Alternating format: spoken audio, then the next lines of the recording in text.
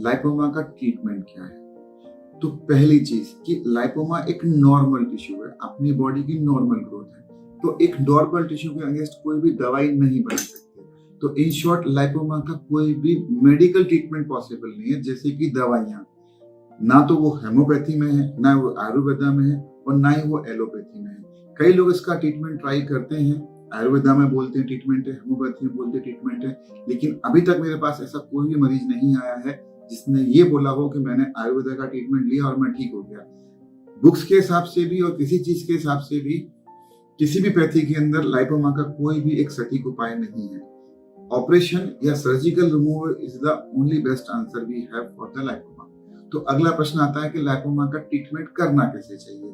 तो लाइपोमा के ट्रीटमेंट के लिए हमारे पास होता है कि जो अब तक कन्वेंशनल ट्रीटमेंट था, जो कि बुक्स में भी है, हर जगह पे लोग कर रहे हैं, लाइपोमा को कट करते हैं और चीरा लगा करके लाइपोमा को निकाल देते हैं। चीरा लगा के निकालना भी बहुत आसान है, जिसके अंदर हम लाइपोमा के बीच में चीरा देते हैं। दो तरीके से कर सकते हैं, कुछ लोग थोड़ा बड़ा चीरा दे करके उसको निकालते हैं, कुछ छोटा चीरा देते हैं और चीरों के अंदर से फोर्सेप को डाल करके लाइपोमा के टिश्यू को पूरा अंदर ही क्रश करके फिर पुश करके निकाल देते हैं। दोनों ही केस में कट तो करना ही पड़ता है, और वो कट 5 मिलीमीटर से कम 2 से 3 सेंटीमीटर का हो सकता है, डिपेंडिंग अपॉन कि कितना बड़ा हम लाइपोमा निकालने वाले हैं। मैंने लाइपोमा के लिए एक टेक्निक डेवलप की है, जिसके अंदर कि मैं लाइपोमा को लाइपोसक्शन से निकालता हूँ। तो दोनों टेक्निक में क्या डिफरेंस है, किस टेक्निक के क्या एडवांटेज है, क्या डिसएडवांटेज है, मैं आपको बताने वाला हूँ। तो जैसा कि हमने आपको पहले बताया कि कट टेक्निक के अंदर हम कट करते हैं। अगर हम कट करेंगे तो हमको टाँके भी लगाने पड़ेंगे। हम टाँके भी लगाएंगे तो हमको उस टाँकों की केयर भी करनी पड़ेगी, हमको उन टाँकों को सूखा रखना पड़ेगा। हम उस जगह पे पानी नहीं लगा सकते, हम नहा नहीं सकते, और जब तक वो टाँके कटते नहीं है, जिसमें कुछ लोग 7 से 15 दिन का टाइम लेते हैं, तब तक हमको उस चीज को ड्राई रखना पड़ता है। तो जो दर्द होता है टाँकों के अंदर, वो भी हमको सहन करना पड़ता है। इसके अलावा जब हम बहुत सारे लाइपोमा निकालते हैं, जिनको हम बोलते हैं मल्टीपल लाइपोमेटोसिस, उस केस में एक एक इंसान के अंदर 50-100 तक लाइपोमा हो सकते हैं। तो इतने सारे कट कोई अलाउ नहीं करता है, तो उसके लिए बेहोशी भी देनी पड़ती है।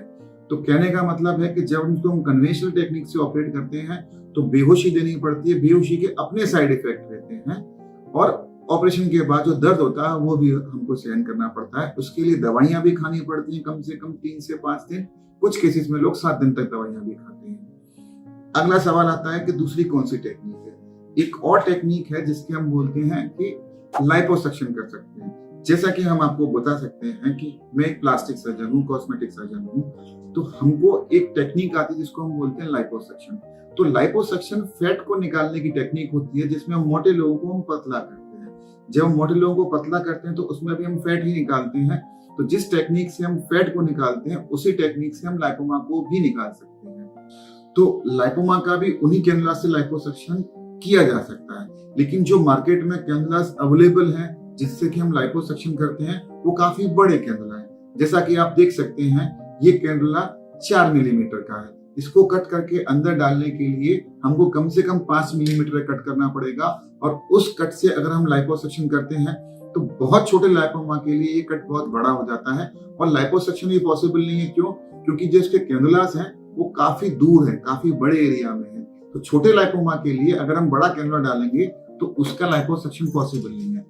दूसरी चीज, ये जो लाइपोसक्शन कैनुलास हैं, इसके अंदर कैप्सूल कट होके नहीं निकलता है।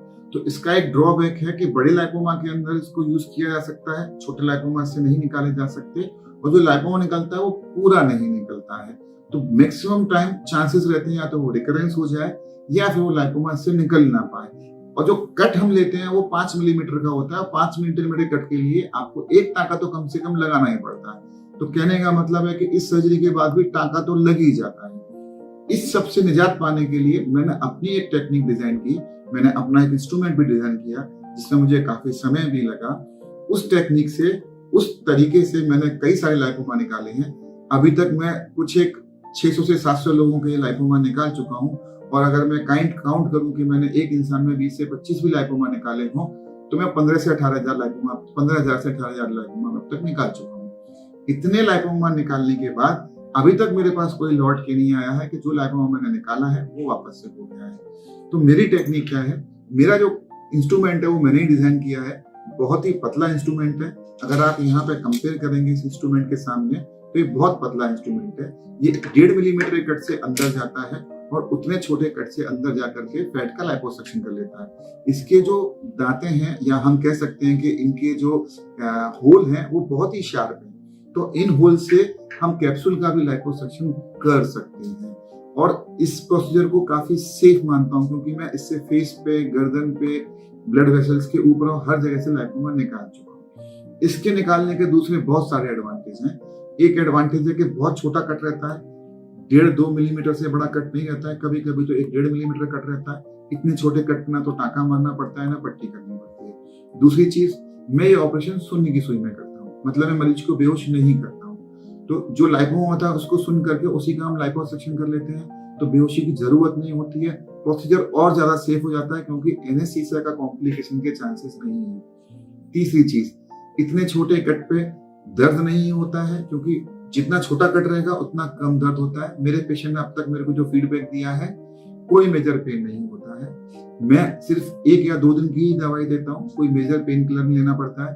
पट्टी 2 दिन के बाद जो हम निकाल देते हैं उसके बाद आप साबुन लगा के नहा सकते हैं।